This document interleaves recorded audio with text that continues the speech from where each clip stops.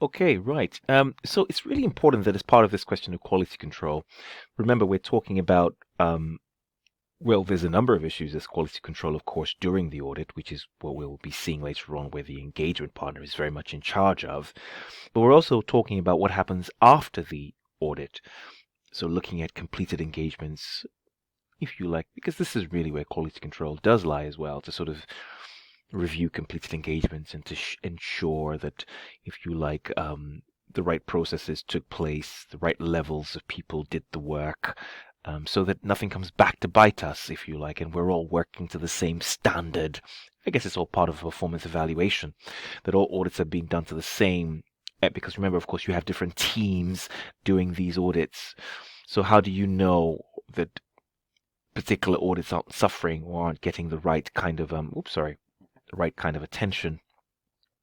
So again, the first question is one of consistency. We're looking for consistency in the quality. So we want to make sure that the same standards are being applied right through all our audits. The same manuals and software tools are being used.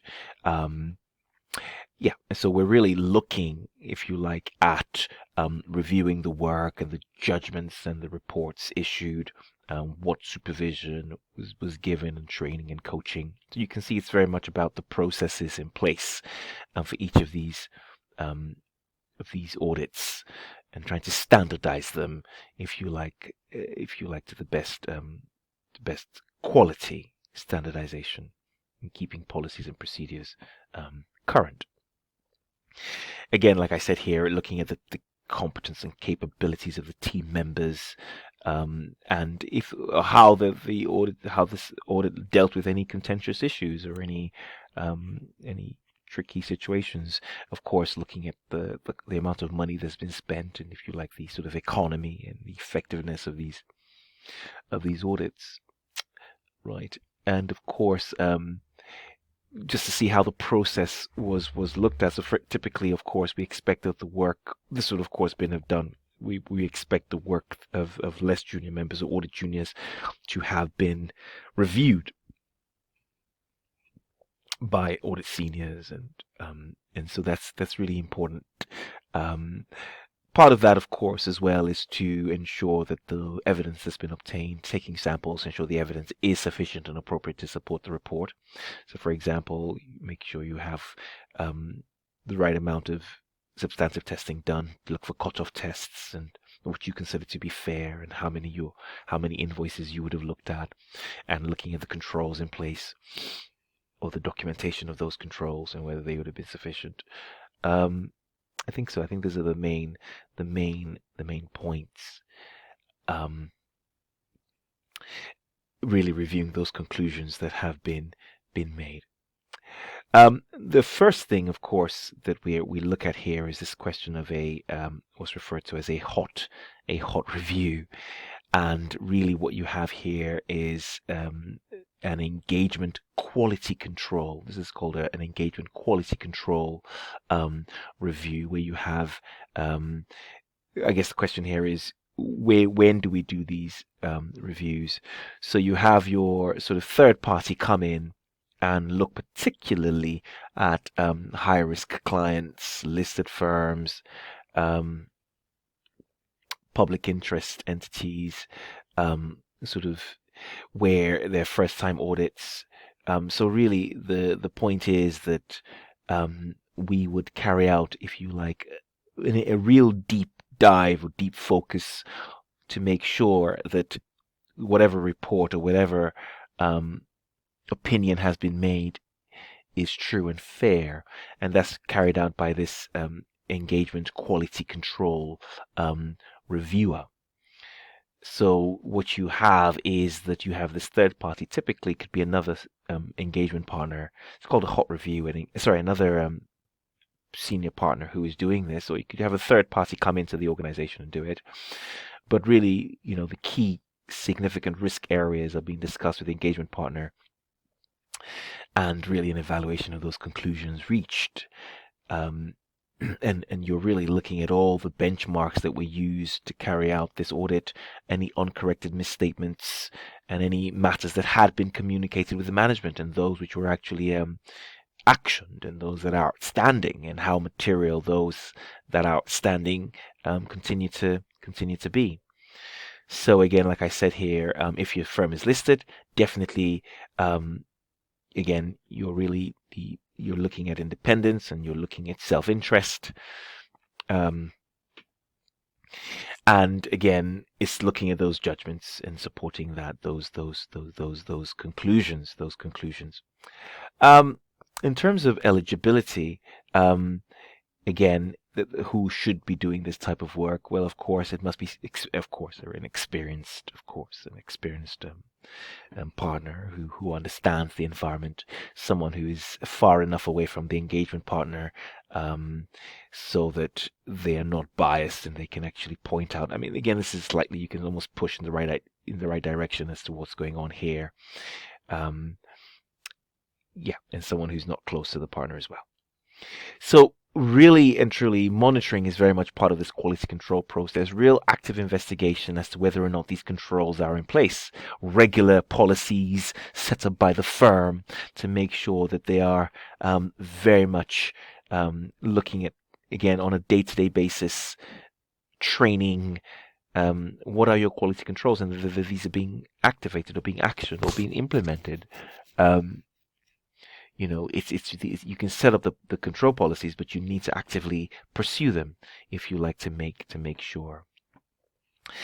Now, what you do have, again, is just in general, overall, you will have what's referred to as a cold review. So this is typically, you'll just think of how, maybe say you've done 20 audits. You have one person come in and pick a few, just to make sure that the quality control procedures are adequate and, if you like, sufficient, if you like, and almost doing not so, but you don't. It's not quite a deep dive. It's just the process is looking at the training that's being given to the staff, looking at the procedures that are being used, and how they vary across the different industries that are being audited in the organization.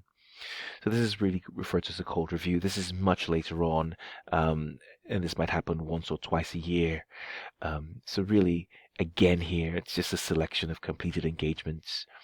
And either you have typically a qualified external consultant or an independent partner who will pick a few just to see if there are any deficiencies in the policies that are being set up by the organization. So again, really what you're looking at is just to make sure that, that, for example, what are you looking at? You're looking at the working papers, you're making sure everything's on file, signed, reviewed, and there's enough evidence.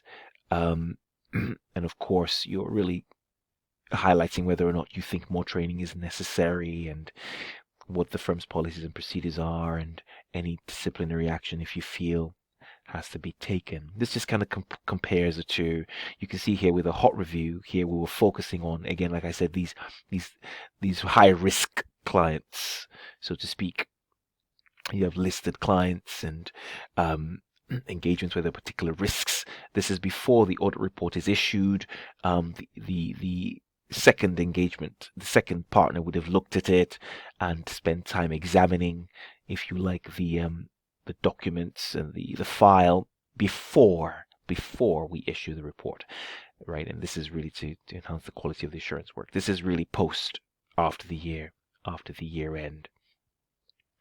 So of course, this is also fair enough to do with those judgments, independent partner. Again, everything materiality, conclusions, audit opinion, of course, particularly matters to be communicated with management. So this is your hot review here. And of course, here we're just, again, like I say, looking at the completion process and the training that had been given, and ways you can improve your policies, if you like, to do a better job. And that's sort of the same thing here. Yeah, and again here, what we're trying to ultimately do here is with the hot review, is to reduce the risk of reduce the audit risk, the risk of material misstatement, by having a second eye before the opinion is given, as opposed to here, again, it's just about growth.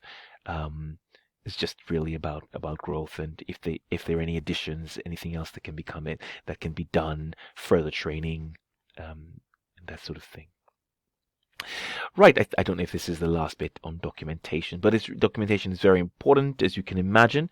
It's critical that we keep evidence of everything that we have. So really, um, documentation really is, these are legal documents, if you like, and we want to make sure that we have all the evidence, if you like, to show that we have complied ethically, we have complied with the independence requirements, we have carried out our audit with professional competence and due care, um, and just have a documentation of all our conclusions. Um, Again, here, this is the engagement quality control reviewer would document, if you like, all the work they have done, if you like, and that really ultimately there's nothing else you feel. This is before the audit opinion goes out, of course, that you feel has to be questioned. You're happy with the materiality levels, you're happy with the testing, you're happy with the procedures. And so typically, just looking at how this can be examined, a common requirement in the exam is to critically evaluate the audit work that has already been performed and identify if it's been carried out to the required standard of quality. So, of course, it's asking questions: have you followed the standards? Has the work been allocated to the appropriate level of staff? So you want to make sure that you're not giving very work that requires a lot of judgment to trainees. That is difficult. So it's really important to make sure you're allocating work efficiently. Um, so you can imagine all these issues, from goodwill to revenue recognition to work in progress, needs someone who's at least senior enough to understand how you arrive at those figures. And so in terms of self-interest, has there been time pressure? Were we able to do it in sufficient times? That sort of thing, what would have expected. Is the evidence sufficient and appropriate, if you like? So not just using written representations, but have we been able to obtain external third-party evidence regarding the matters? And did we follow the plan? So what was the sample size? What were the sample sizes chosen, and that sort of thing? And really looking at the supervision and the reviewing. So looking at the signatures and how long it took between someone doing some work and it being reviewed. All very important in terms of supervision and review.